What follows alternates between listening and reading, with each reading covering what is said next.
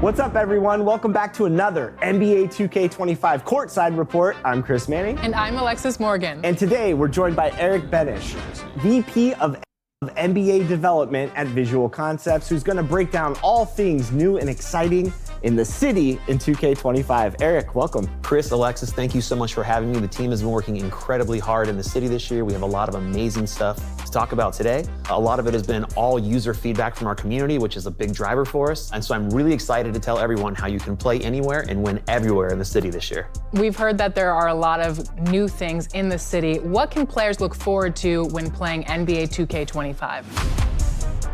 Welcome. So the city in NBA 2K25 is entirely brand new.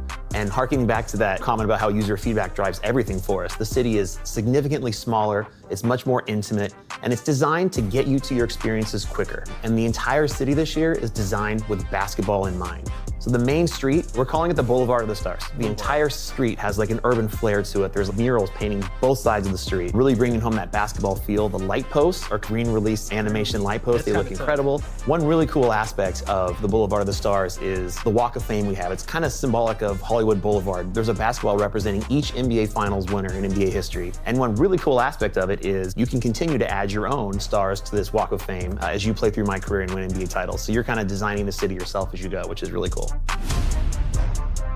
Can you expand on Elite versus Rise this year in NBA 2K25? In NBA 2K25, both affiliations are getting brand new parks. The court layouts are very tight, so it's really easy to hop from one court to the next. You don't have to worry about traversing environmental variables. It's just getting on the court and playing basketball. So the new Elite affiliation park is built into an old, worn-down fort that used to be a bustling pirate scene a long, long time ago. The centerpiece of the entire affiliation is a beautiful pirate ship that you can actually play on top of and inside of. I think fans are going to have a lot of fun exploring this new environment and competing in it. Gigantic mech factory. And as you're playing in there, you can see the factory. And it's built in of their affiliation park this year. It's built into a gigantic mech factory. And as you're playing in there, you can see these 75-foot tall mech robots being built. They're in various phases of construction. It's a really neat experience, and I think people are really going to feel like they're having a great time when they're playing in there. Tell us more about game modes. Here, before we get into that, I want to show y'all this. Actually play on top of and right there, boom. What they say? Top 10 rep leaders. That's something that people ain't even, like I said, we might have leaderboards, y'all. So this is something that's huge. Huge. That's tough. That's tough. And you tell who's in the, yeah, that's tough. Inside of. I think fans are going to have a lot of fun exploring this new environment and competing in it. Park this year. It's built into a gigantic, I think people are really going to feel like they're having a great time when they're playing in there. Tell us more about game modes in the city. So all of your favorite game modes in the city are back. I'm really feeling right now the new Rec. I think it looks fantastic. The new Ante Up looks incredible. Yeah, but what I really want to talk about today are the new game experiences we're bringing into the city in 2K25. We might have hinted that the MyCourt is back in NBA 2K25, and I can confirm it is definitely back. It has all the things you're familiar with and that you love and that you want from it. It has customization. It's a safe place to practice your game. You can invite your MyCourt teammates in to play with you. You can invite your actual friends in to play with you. And another item that it has, which is really cool, is you can kind of adjust the sliders and difficulty sets inside MyCourt, custom for each mode in the city. So you can really practice how you're playing in each mode as you prepare to compete. I can't wait to get in there and work on my game, but I did notice you said the word compete, so expand on that. Compete and competition has kind of been a mantra for the team this year. I really feel, honestly, like it's an area we've kind of lacked in years past. So I really wanted a place to drive home competition in the city, and this year we're introducing a new game mode called Proving Grounds. I like the name. It is the ultimate place for competition in the city this year. It's ranked play. There's 4 different modes you can play in. There's 1v1, 2v2, 3v3, 5v5. It's comp level sliders. Shot meters are turned off. The top 100 players in each of the 4 modes will have their global. Did y'all hear that? Meters are turned off. So if you're not good at playing the game, bro, like, don't go in there with that person. Your meter will be turned off. You got to be playing with people that actually care. One thing I'm not doing, and I'm finna go on a tangent, is I'm not playing with people who say, oh, it's just a video game and it's not that serious. Okay, then go play Rec, and I'm never playing with you again because I'm trying to hit the top rep or close to it at least this year. I got stuff to prove. I got places to be. I want to succeed. So the only way to succeed in 2K is to play competitively right now. So I'm going to do my best in the beginning to do that and have fun along doing that. I don't mind losing in the beginning because nobody knows their jump shot. But one thing I will say is people can try. Rank displayed right on their gamer plate, their banner at the bottom of the screen, so you can really run around the city and flex how good you are in this particular mode. The leaderboards reset every season. We're giving out prizes for the top 5 in each game mode. They're really good prizes. You want to compete for them. And above all, this is just a place for people to go in and show off what their skills are. It's a really fun place to play, and anyone who participates in Proving Grounds this year will be earning the best rep in the city in 2K25. Street ball was something that really empowered us to spend a lot more time leveling it up this year and making it a lot better. You can do optional co-op play with your friends this year. There are 3 brand new, beautiful street courts for you to play in, and there are a whole new host of bosses for you to beat. Again, you can do it with your friends if you want, and you can play for amazing cosmetic rewards this year. They're really unique. Street ball in 2K25, I think, is going to be another big hit for us. So based on everything you're saying, it sounds like there's a lot of new content for players to enjoy this year. There is, Chris. I'm not even done yet. Not done. Last week we learned about Triple Threat Park, a new experience right in the city. And it's something that I'm really, really excited about for longtime players of my career to really enjoy. This entire new park is the remaster of NBA 2K16's Rivet City Rooftop Court. We remastered it, recreated it. It uses next-gen tech, next-gen lighting. It looks amazing. It's a one-to-one homage of the original park. If you were at all a fan of that, I strongly encourage you to get in here and try this experience out. I'm nice. Shout out to Rivet City fans. I have so many great memories playing on those parks. So is there any chance of seeing more nostalgia in NBA 2K25? In NBA 2K25, we're celebrating NBA 2K15.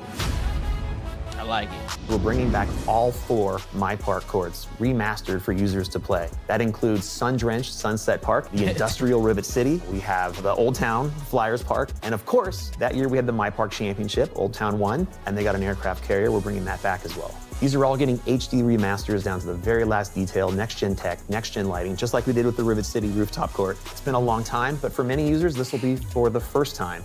It's literally been over 10. That's like huge for people, bro. Like, some people never got to experience this. Like, I'm one of those people. Like, I want to see what it felt like to play on these courts. This is a different venue, and I respect 2K for bringing this back for 2K25 and like giving people, like you said, some people never got to experience it, so why not just bring it back, right? Like, it's pretty cool. And they got an aircraft carrier. We're bringing that back as well. These are all getting HD remasters down to the very last detail, next-gen tech, next-gen lighting, just like we did with the Rivet City Rooftop Court. It's been a long time, but for many users, this will be for the first time. It's literally been over 10 years since people have played on these courts. We're going to be putting out one, per season for the first 4 seasons. Okay. It's something I didn't want to put out as an event where there was leaderboards and people were sweating and trying to get to the top. Like, it's not the vibe I was going for with these. This is about reliving past memories with your friends, having a great time. You're going to earn 2x rep in this, that sweet 2XP. Look, I'm ready to go on these now. Can you at least... So my question, and maybe he'll answer this, but like, I understand you get 2x rep, but like, does the park stay? Like, can I just go and play on the park, or is it just an event? Like, I hope it's not just an event. I hope we get to actually stay and play in the park if we need to. Tell the fans which remaster is coming in Season 1. During the back half of Season 1, we're going to go back and we're going to visit the Old Town Flyers Park. And while competition was, a major goal for the team this year, fun is ever at the top of our list. Yes, always. Another fun thing we added to the game this year is called the Squad Finder. It is a place for you, like the name says, to go find like-minded players who are trying to achieve the same goals you are. If anybody has played 2K or any other game, on Xbox they have literally like looking for groups, and PlayStation they used to have communities and got rid of it. But like, for games to have like this, to have an in-game finder, you know what I mean? Like, it searches those people or something like that. That's pretty cool. I would wonder how it goes about. Like, I guess you would say, yo, I need a squad size of 5 overall, blah blah blah blah blah blah blah blah, and then you hit find squad, and then it just puts you in the game, right? I think that's what it does. I feel like you shouldn't be able to go, like, if you're like a casual, you shouldn't be able to be looking for no Hall of Fame teammates, no GOAT status teammates, because then, you know what I mean? Like, I feel like that should be the case to an extent. But I like this feature. I think this is a great feature for people that don't have squads and people that are looking for squads. And another note to mention, I don't know if he might say it about ring play. I don't know. I'm gonna keep it going. It's a great way for you to establish some new connections, build some chemistry with new players to compete with. Okay, the track. Another fun thing we added to the game this year is a brand new mode called the Track. The track is an indoor karting warehouse where you can do a new race every single week, and the winner who has the best time at the end of each week wins 1 million VC. I'll take it.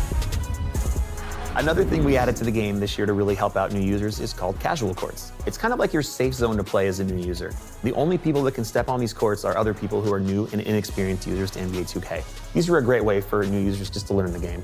Accessibility was a major foundation of NBA 2K25, and that continues directly in the city. One thing we added to the game this year is a little informational kiosk. We actually call them Holo Helps. And whenever you activate them, you get a video of our very own Chris Manning and Shakedown telling you about what this building is about, what the experience is inside, what kind of difficulty level it is, and basically just trying to find the right fit for you. Yeah, I think Holo Help is a great addition to the series to help educate fans about all things new in the city. If I do say so myself, the acting's pretty top-notch too, Eric. Yeah. Chris, you did a great job, I'm not gonna lie. I will say, like, it's... And that brings us to the end of this NBA 2K25.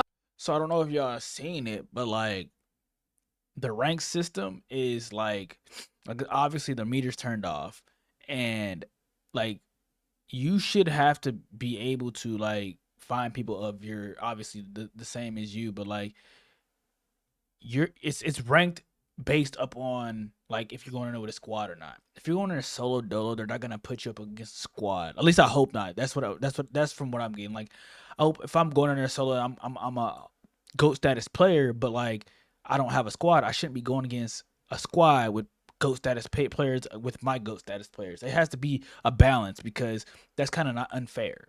You know what I mean? So that's one thing. But I will say overall, this is a huge W. Like 2K, you did your thing. I like to give credit where credit's due. This is a first time in a long time that I've been excited for a 2K, like overly excited for a 2K, bro. Like this is giving me like 2K19 vibes of how I felt with 2K19 with me being able to play it earlier. I actually hit 99 in that 2K. But anyways, it's giving me great vibes of that y'all cared and y'all actually listened to the community. You know what I mean? Like, so kudos to everybody. Kudos to Mike Wang. Kudos to the dev team. Kudos to everybody. Like it's a great job. You know what I mean? Like I appreciate y'all, and I appreciate like it goes a long way, bro. Like it makes the consumer want to keep playing the game over time. But I'm done yapping, and I appreciate y'all for stopping by. Like always, don't forget to like, comment, subscribe, and make sure you spread that positivity. Without further ado, I'm out.